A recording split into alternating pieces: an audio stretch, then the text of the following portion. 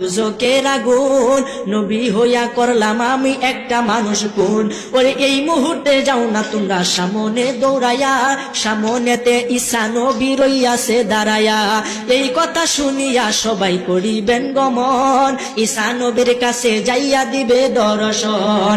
ঈসা বলে আমি পাপী বড়ই গুনাহগার, আমার কি আর সাধ্য আছে করিতে উদ্ধার। এই মুহূর্তে যাও না তোমরা সামনে দৌড়াইয়া, আখেরি পয়গম্বর নবী আখেরি আম্বিয়া। এই কথা শুনিয়া সবাই করিবেন গমন, দয়াল নবীর কাছে যাইয়া দিবে দর্শন।